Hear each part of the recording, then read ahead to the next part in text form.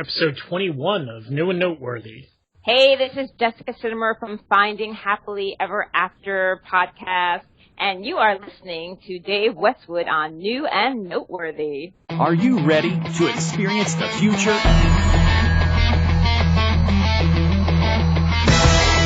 Welcome to the New and Noteworthy podcast, where it's out with the old and in with the new. Dave Westwood brings you the celebrities of tomorrow as today's newest podcasters share their stories, their journey, and their show. So get ready, because the New and Noteworthy podcast starts now.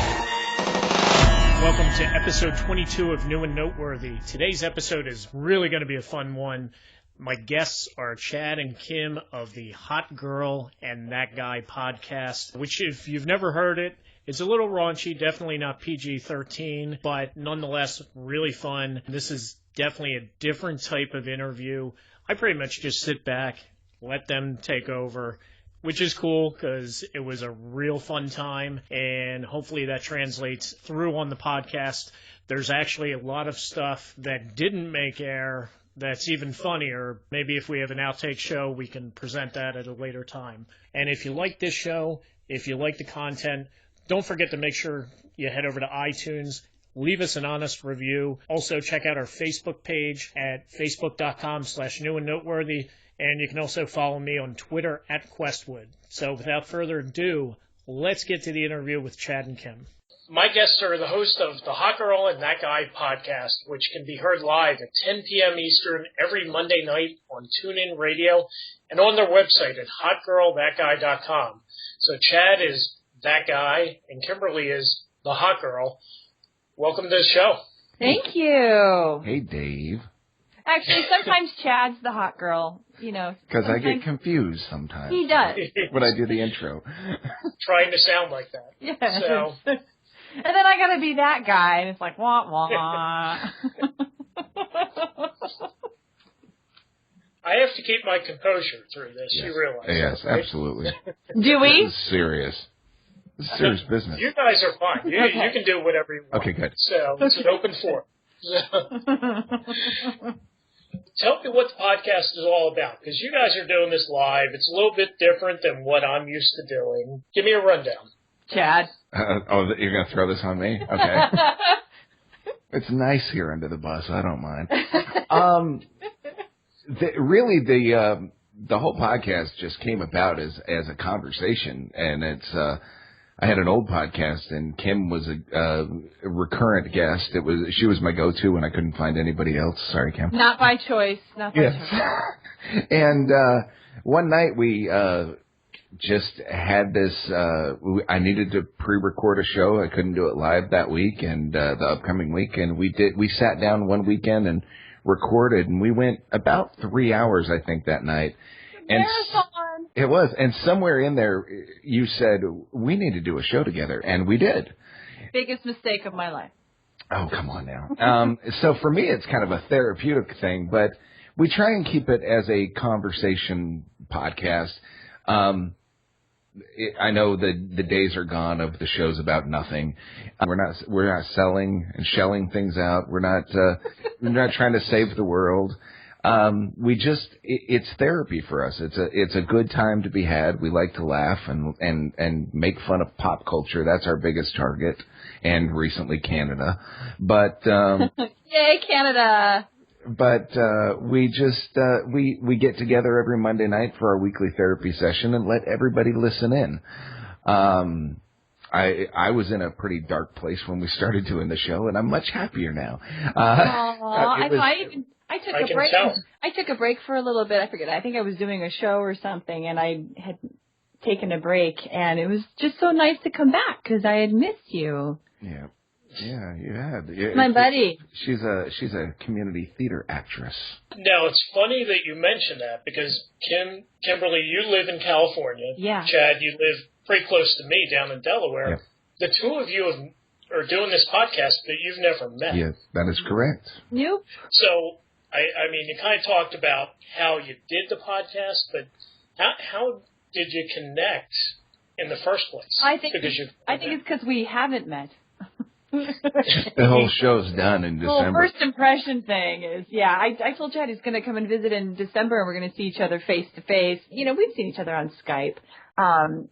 What was funny was the Ice Bucket Challenge that he did. You know, he actually had to walk.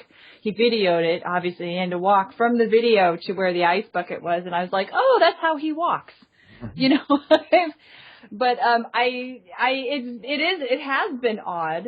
We do see each other on Skype, and that's about it. But you know, as far as I know, he could be a big smelly beast, and so maybe it's a good thing he lives in Delaware and we're not sharing a studio together. Yeah, and we connected because we had rival shows, I guess is the right word for it, rival shows on the same network. Yeah. And she was the first show I heard on that network, and I thought it was fun. It was a paranormal show, and I'm into that stuff. She ghost hunts, and so she had a show and a bit of a following, and it was just listening to that, and I contacted the owner of the network and got on there, and then wanted to have her show on my show, and kind of a cross-promote thing, vice versa. And then it just grew after, I think that was April, and then in November is when we decided to do this. In December, we started the show, and we've been going every week since. Yeah, and Chad's been doing it for so long, too, that he's sort of a pro, and it's just easy. You just make it easy, buddy. Thank you. So how did you come up with the name, apart from the obvious? Oh, that's the greatest story ever. Go ahead, Kim. Tell the story. No, I think you tell it better than I do, for sure. I'm not going to hijack this. Okay. No, go ahead. Do it. When we sat down, we said we were going to come up with we needed a name, and but the name had to be an available website. So I opened up GoDaddy.com. No plug there.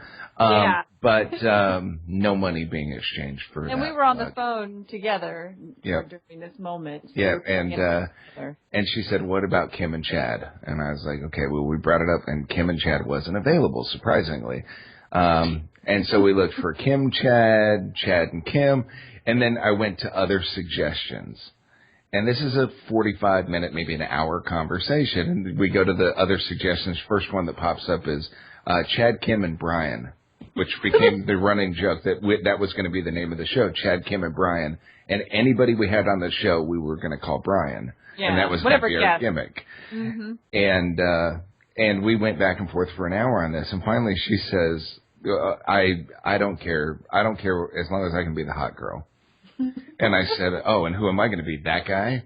And then we started rolling with that and started laughing. And I said, yeah, it's going to be the hot girl and that guy, but it has to be in quotes to make it that guy. Yeah, we all know who that guy is. Yeah, everybody knows that guy. So that's what it became. Embodied some of that. So. I do, absolutely. So, yeah, that was how the name came about, was just... And I searched for it on GoDaddy, and there it was. Hot girl, that guy was available. And now we have to live up to that, which is hard. That's why we don't do video. That's why we don't do video, because I'm always in my jammies and my hair's in ponytails.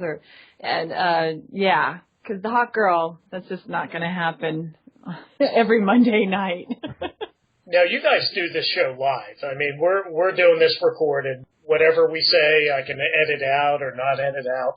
But you guys do it live, so pretty much whatever happens. Oh, so yeah. And usually does. Twice. I've accidentally disconnected from the calls a couple of times. She's got a lovely habit of clicking the big red button on Skype when she's in the middle of a call. But then before we post it to Stitcher and iTunes and things like that, I do edit a considerable amount of it down. Not necessarily cut it down for time, but things like that where Skype calls, you'll drop somebody on Skype, and we'll sit there for 20 minutes live on the air trying to get everybody back on the line. Especially when we have, as she calls them, the boys on, which I know you're going to talk about in a minute. When we have them on, I can text them, but they're never on Skype. They call in. And so I have to wait for them to call back, and they do whatever guys in bands do in between, the drop calls. So we do. We'll have 20 minutes of us just going, please come back on the phone, please, alive. So live is nerve-wracking, to say the least. But it is kind of a reward for people that are loyal listeners. I know that we don't have a ton of live listeners. We've had shows where we had maybe 30 people listening at one time, but for the most part, you usually have, we have around like maybe 7 live listeners. And those but it keeps you on your game too. It keeps you alert and energetic because you're technically performing when you think that there are people actually listening at that very moment. And you do get some instant feedback usually off of the Facebook page. At one point we had a chat room, and it was nice to look at the chat room and say, oh, yeah, let's grab that, what they're talking about there, and pull it on and start talking about it. So live definitely has its advantages if you want to be really interactive with your audience. But from a technical standpoint, it's a nightmare. And I thoroughly, and then too, I get a lot of grief from the podcasting community that live shows aren't podcasts. And I never realized that until somebody, trolled me online and said, live shows aren't podcasts. Podcasts are pre-recorded. So then what are we? Yeah, exactly. What are we? They're like, oh, you said you had a podcast. How come you're doing it live? I thought that was a podcast. I thought, once it goes on there, it's in the podcast section of iTunes. It's on Stitcher. It's a podcast that you listen to. Chad, you've been lying to me this whole time. Here I thought we were doing a podcast. I wasn't going to bring it up yet, but I was going to bring it up. So let's talk about Saints of Rebellion. Just show us your notes. Just give us your notes, Dave, and Chad will... Wait, I'm seeing your faces. You can't see the notes. I'm holding them up. I don't have my glasses. They're in the other room. I'm squinting. Okay, now I can see it. Saints of Rebellion. Saints of Rebellion has been the biggest blessing to the show, but also the biggest, I don't want to say bad thing to happen. It's the biggest rabbit hole I've ever fallen in. It was in April. I saw this band play live, and on the show we have well, not even on this show. It's been going on for years in my private life. But whenever anyone brings up a product, a movie, anything that you would go buy, and it strikes a chord with me, and it's something that I really like, I always say, shut up, take my money, because I don't want to hear any more about it. Just take my money and give it to me because I want it. It sounds amazing. And I went and saw this band. I went and saw many bands this particular night, and the opening band was a band called Saints of Rebellion, and the last song they did in their set was a song called New American Dream, where throughout the song they scream, take my money, take my money. And I said, oh, I've got to get these guys on our show. And I dropped him a business card and said, hey, can I get you guys on the podcast sometime? It was Jay, their bass player, and he said, absolutely. And then he messaged me on Facebook, said, here's the email address to our agent, talk to him. And I talked to him, and he sent us an advance copy of the CD and said you can have them on whenever you want. And they've been on whenever they wanted ever since. They are a band out of Baltimore that is just released a CD and are touring right now. They just had a lineup change. They got a new drummer. But collectively, we've had everybody in the band on the show. The first show we had Jay and Rich, who was the drummer at the time. That show went an hour and a half. And then we had Jay and Taylor on, who is the bass player and his wife. That show went 3 hours live. We cut that down to 3 separate episodes. Then we had John on. He was the guitar player. We had him for 2 hours. And then I had Kobe on, their singer, last week. Oh, and then in between there we had the drummer and the bass player, the new drummer, who is the bass player's brother, so we call them the Wasabi Brothers. Big family affair. Big family affair. And they went 4 hours. So, and it's, like I said, it's a conversation thing. We talk a little bit about the band on the show, but then we talk about plays, we talk about books, we talk about comic books and movies and building blenders out of a chainsaw mower. It goes everywhere, and it's been fun. I know a lot of people are not happy with them being on all the time, because people are like, when are you going to get off the band stuff? We want to hear about Canada. And what's Justin Bieber up to? Yeah, what's Justin Bieber up to?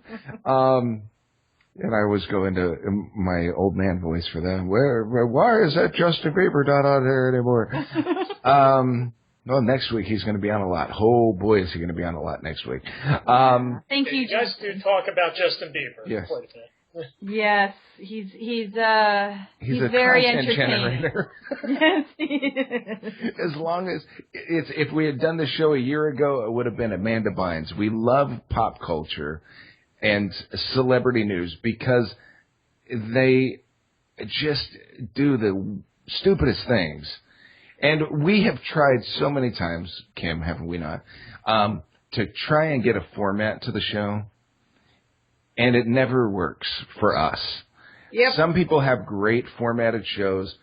This is what we're talking about. This is our thing. And every week, you can go there and you can get this. With us, we might go 45 minutes just talking about what we did with our week. And then, oh yeah, we got 15 minutes left. Bieber did this, and here's what's going on in Canada. Well, if you put it that way, it's going to sound like the show's very boring because it's just about our lives. But it's funny because everybody can relate to it. Yeah, we obviously make fun of ourselves a lot, and our friends and our family members. It's a reality show podcast. That's what it is. It's like going to a coffee shop and eavesdropping on the table next to you. That's We're like what. the Kardashians, but we do something. Yeah, rather than just go out and drink. Yep. Well, yes. So yes, I mean the pop culture thing is definitely the biggest part of our show. We love doing the entertainment news, talking about things, paying tribute to celebrities that pass away when that happens. Unfortunately, and entertaining articles that we find. Yeah, the show was supposed to start out as a list show, and I don't think we've done a list in 6 months. By the way, Chad, you didn't tell me that there's a cobra loose in Thousand Oaks, which is the next city over from me. Another running gag on there is whenever I see something that happens in her area, she never knows about it. I never know about it. 3,000 miles away, why do I know things happening around the corner from her house? There's a cobra, an actual cobra, loose. Save it for Monday, Kim. This isn't our show. I wanted to share. I just wanted to share. I know. Thank Sorry. I'm sorry, Dave. I'm done. That's fine. Cross promotion, not a big deal. Did you know people got struck by lightning in Venice Beach? Shut up. Okay. Sorry. Show reference. You guys have a show on, I think it's Podcast Addict right yes, now. Yes, Podcast Addict. You were also on a network previously. You kind of referenced that earlier. Yep. So for people listening, what is a podcast network per se? Because they think of iTunes and Stitcher, but not some of these other podcast networks. And what are the advantages and disadvantages of being on a network comparing to, just kind of doing it yourself? Don't get nervous, Cam. I'll keep it under control. This is a touchy subject for me lately. Mm-hmm. Get that charger already. A podcast network is a great place for somebody just starting out to go. It is somebody that will do all the footwork for you. All you have to do is show up and do your show. Like Chad. He does all the footwork for me. I just show up and do the show. Exactly. We couldn't even get you on for 20 minutes. Right. I didn't say he was very good. I get it. We get it going. Eventually. So when I decided to make the jump to doing podcasts on a regular last April, a year ago, or year and change, I went to this network that Kimberly was on with her show, Haunted After. Yeah, and we were invited to that network. You were invited. I sought them out. Yeah. And for a nominal fee, this guy would post our stuff on our website. He would submit it. Well, he started out submitting it to iTunes, but then eventually we had to start doing everything on that end of it, submitting it to Stitcher, submitting it to the other network, places where you can find the show. And then he covered, for the nominal fee a month, he took care of all the storage fees and the, and it was a live show then too. And he would get us on Skype, and he would push the buttons to make everything go live. And really, that was the big benefit. And if it was a network, so you had commercials from other shows on the network and cross promotion, and people on the network would get other people on the network on their shows. That's how Kim and I met. And it built from there, and it was great. And it was an amazing experience for about a year until I kept sending money, and this guy just kept not coming on to do my show. And so I jumped ship and started my own network, which is Podcast Addict. And now I do 2 shows of my own, Hot Girl, That Guy, and then a show called The Cabeza Show. And then when Kimberly figures out what she's doing, we're going to bring back Haunted After Hours, which is going to be a lot of fun, her little ghost show. And, so it's nice. But just advice to anybody that's starting out in podcasting and thinking, oh, that would be great. I can just pay X amount of money to Joe Schmo, and he's going to put my show up for me. It's great. But watch what the fee is, and know that you can do it for a lot cheaper once you learn the technology behind it. And you don't have to go live. If you don't go live, it's much easier and it's much cheaper. The biggest thing is finding a place to store all your files, and that's your biggest cost, really. Mm-hmm. And advertising, if you choose so to do that, which we don't do at all. But we advertise in, limited runs of T-shirts and wristbands. But yeah, starting out as a new person, like the 3 of us, the girls and I, we were approached, and so it was nice because we knew nothing about it. He just said, get a mic, get on Skype, and I'll make the website. I'll do all the feeds and the Facebook page and all that great stuff. So it was really easy for us. But then you see the trouble of, if the producer's not there, or if the producer's sick and doesn't have any backup, your show doesn't go on. Yep. And then when he started vanishing, I started researching him and found this guy on theripoffreport.com. That he had done this once before a few years ago and bilked people for a bunch of money, which makes me hesitant because we just saw, Kim pointed it out to me that recently he's back on Facebook trying to get people together for a new podcast network. Yeah. So buyer beware. If you're going to do this, just know about the business, get in the community forums and stuff, and talk to other people. There are ways to do this where you don't need somebody, a puppet master running the whole show for you. It's nice. It makes it really easy, but it's not glamorous in any way. But just it has its perks, being that it is just you hit the button and go, versus all the other footwork of submitting it to iTunes and submitting it to Stitcher and constantly writing your little show essay, your show recaps, and posting those on, usually a WordPress kind of site and going from there. But if you get a decent hosting plan from GoDaddy, you can get unlimited bandwidth, and that'll cover your storage fees, and you go from there. Yeah, but another good thing too about the other way is that your show runs a couple times a week doesn't it? Ours does. When you guys aren't podcasting, but what do the 2 of you do for a living? Go ahead, Kim. Hi. Well, I'm just hoping lightning doesn't strike, but I work for a health insurance company. Been there for 20 plus years. And I do theater. I'm also a playwright, and I have a play that's being produced as we speak in Arizona, and I'm going to go there this month to watch it. And ghost hunting. Love the paranormal investigation work that I get to do. Got a team called Ghost Girl Paranormal, and we're having fun. And I got a horse, and I go hiking, and I take long walks on the beach. And I like wine. Yeah, that's about it. You have one of those cool cars, because there's someone in our area, near Philly, no lie, they have like a Ghostbusters car that they even have the little like logo with the little, No ghost. Yeah, no ghosts. But she wants Exactly. ghosts. Yeah, she's like, no, please, give me ghosts. Right. No, we have folks around here have the DeLorean from Back to the Future. That's the car that they have. Cool. Yeah, that's the car that's around here in California. But there is actually a team out there.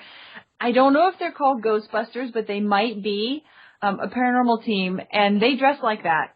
They dress, in the jumpsuits with the big packs on their backs and everything. Yeah, I never knew that. Yeah, they're out there. Yeah, I'm glad we did the show tonight. I just learned something I didn't know. I'll see if I can find them for you. I'm an X-ray technologist, a glorified photographer, as I call it. I work only weekends. So during the week, I'm sitting at home annoying me. Yep, annoying Kim via text and looking for ideas of things to do for the show that I never follow through with, and doing just trying to get our Facebook page rolling with as many people on there as I can, and just doing stuff with the Podcast Attic under that umbrella, which is basically just recording stuff for this show, finding little fun sound clips to snippets and whatnot. Then doing my other show that I just started up again, the original one that I took to the other network. And that's it. And we both have awesome houses. She lives in an abandoned mental hospital, literally. And I live in a creepy house in the woods. So it's, it's keeping this thing from falling over. And I hang out with ghosts, and Chad's the Unabomber. If you have real life friends, what do they think about your podcast? Well, my friends are all dead and mummified in my closet, so they don't say much. They just do what I tell them to do. Actually, to be completely honest, I don't let my friends listen to the show. It's a side of me that I'm not so sure I want them to know, because I have actor friends, and work friends. They don't even get to see the paranormal side. That's a whole entire different side. So poor Chad, I don't really post our shows on my Facebook page where we could probably get more listeners. But every once in a while somebody finds out and they listen, and then I get a talking to. And she gets embarrassed. Yep, I get embarrassed. It's just because we're raunchy, and but, a little bit. Yeah, but that's okay. But we're funny, and a lot of my friends are just they're not into that, so I sort of hide it. And I have a friend at work who's starting to listen, and he'll come over to my desk and say, "So I heard," and I'm like, "No, shh! I don't want my coworkers hearing what's going to come out of your mouth right now." So I often tell him not to listen when we're on the air. My dad, I don't encourage my father to listen. It's a show for a certain type of person. That's probably not a bad thing. It's not one bit. I just don't want him going, "Honey, now." It's like doing shows. I could never do a play or a movie where I have to be in the nude, because I want to do stuff that my dad will see. So again, this is something I don't want him to listen to. Not that I do the show in the nude, but usually, you know what I mean. Yeah. And then I'm probably the exact opposite. 100% the opposite. Yeah, I encourage. And he tags me. So you do the show in the nude? I do the show in the nude typically, and helps me relax, keeps me centered. I tell everybody about the show. I guess kind of it is a double life for me. It's people listen to the show and they're like, "Wow, that's so not you." But it's I'm a lot more candid than Kim is, just because she does like to keep her private life private, and I don't mind if everybody knows what's going on in my life. I have friends that listen to it. The other thing I do during the week that I didn't mention is I host trivia a couple of nights a week at bars and stuff. And I have people that play trivia that listen to the show, and they'll come up to me after trivia and talk about the show. And it's fun. It's kind of validating for me. It's just, I'm not wasting my time sitting here every Monday night doing this. It makes me feel good. Then it makes me feel good to know that people listen to it. They get a chuckle out of it, and that is all that it is for me. As long as people are getting a laugh out of it, then my job is done for the day. My mom listened to one of my old shows and doesn't really talk to me much anymore. On the flip side of it, that's why Kim plays my mom on the show occasionally. And the flip side of it is I encourage my dad to listen to it. In fact, we even did an episode with my dad. Yeah, it was really fun. Yeah, we had him on, and we talked about Star Wars, of all things. And he, embarrassed me with little stories of me growing up being obsessed with Star Wars. And it was a good time. It was a lot of fun having my dad on, and hopefully we'll get him back on another time. And going out to see him also. He lives in Nevada, so I'm going to go out and see him before I go see Kim. But, it's my friends love it. They get behind it. First wristband I gave out was to my friend Kevin, who's been on the show too, and he loves it. He has a lengthy commute on Tuesday nights, and that's his night to listen to he doesn't listen live, but he does listen to pre-recorded shows. Captured audiences are the best. Oh, absolutely. And that's a big thing, and something different from our podcast versus other podcasts. And if you read all the how to have a successful podcast, every one of them tells you keep it under around 45 minutes. Yeah, we don't do that. Keep your segments to about 10 minutes each. We don't do that. Yeah, we don't do that. We have a conversation, and we go where the conversation takes us. And we probably could do better though, Chad. We could, but why? Yeah, we actually tried to go PG-13 at one point. I think episode 7. For the most part, you've done a pretty good job of that tonight. Yeah. We're a good we can reel it in when we need to reel it in, and do. And I think it comes down to, who you're, but you look at your demographics of the show. Like right now we have locked down the 34 to 44 demographics. So they're adults. My daughter listens to the show, I found out, and loves it. She's 20, wow. but yeah, but my daughter listens to it. She hears all my exploits on here and just thinks it's funny. She thinks it's hilarious, and loves Kim to death. Again, never met her, never even talked to her, but thinks Kim's the funniest thing in the world, and so do I. And I think that's the most rewarding part of doing the podcast. Yeah, exactly. It's the most rewarding part of the podcast is because no matter what happens in real life or at my square job, as I like to call it, I know that Monday night I get to sit down for at least an hour and talk to one of my best friends and just have some laughs. And I love you too. I love me too. I heart you. Yeah. So it's a good time, and it's just it's hanging out with friends, and that's and that goes back to the Saints of Rebellion thing. It's that they've become our friends on the show, and it's sitting and talking to your friends. And now our friends. And who? Yeah, Dave's now our friend. Dave is our friend now. Absolutely. Hey, I'll come on the show. Monday nights are free for me. Hey, there you go. Yeah, that's fine. So what can listeners expect? You know, you guys do it live, so it's probably a little more on the fly, but what can listeners expect in future episodes of your podcast? Coming up, September 15th, we're going to have Mama Wasabi on the show, which is the mom of the bass player and drummer of Saints of Rebellion, who I heard it's going to be a laugh riot because she is Japanese and doesn't speak very good English. So Jay has offered to come on as a translator. Is this like Spinal Tap where the drummers just keep... Yeah, I think that's going to be what happens to them. Oh, my God. Don't tell Anthony. But we, we're doing that every week.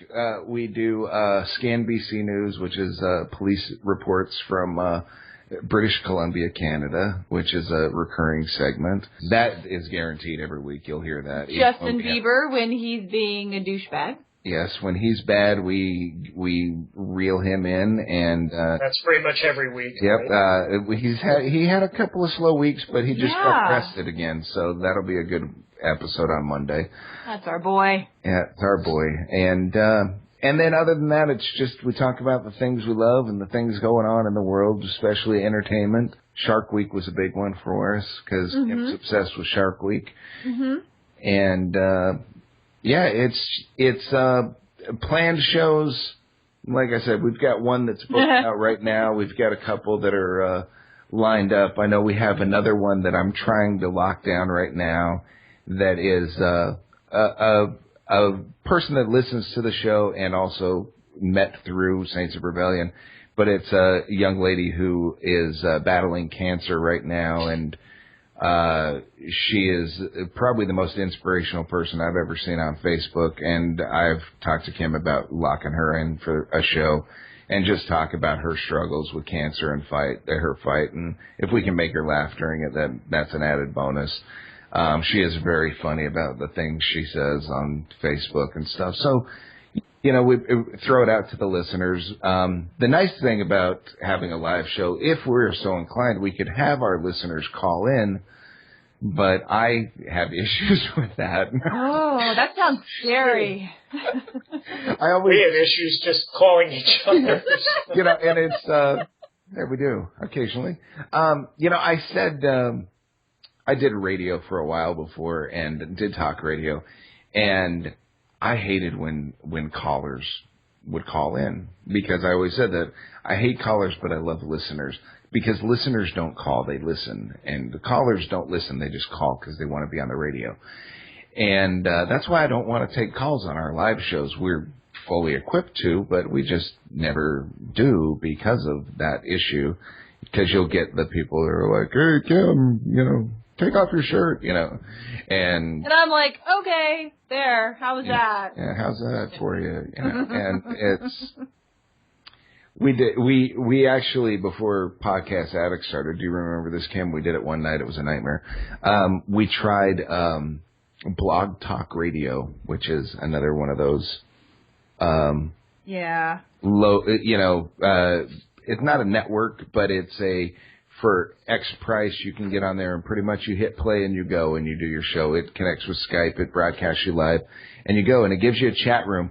We did it one night just because our producer from the old network vanished, and I said, no, we got to do a show tonight, and did it, and we had, 45-something people sitting in our chat room just saying the meanest, evilest things because we wouldn't answer the phone when people were calling in. Yeah.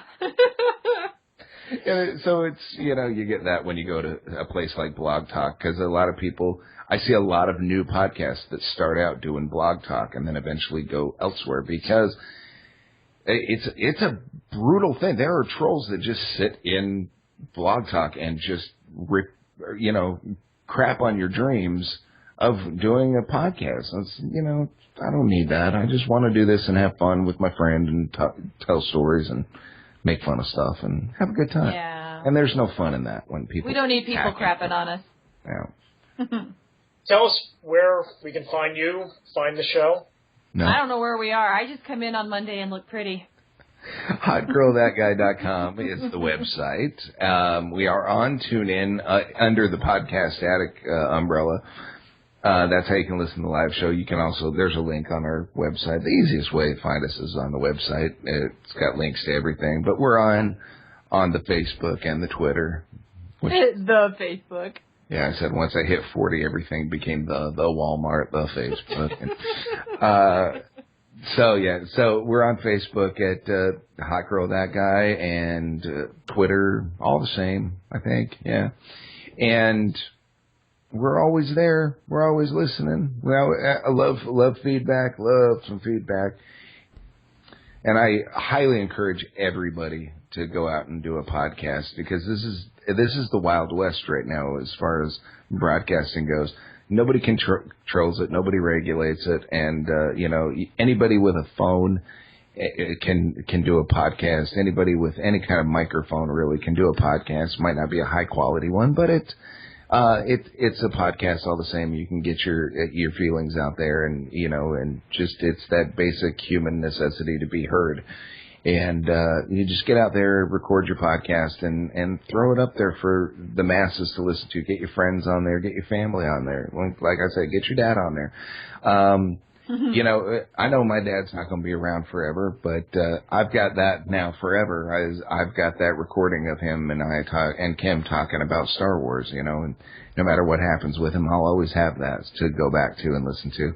So it's something that anybody can do. There's no rules, there's no regulations, and if you want to get rich off of it, there's ways to do it, But if you don't want to get rich off of it, like if we get rich off this, great, wonderful. If we don't, I'm still having a good time. And it's wait, what?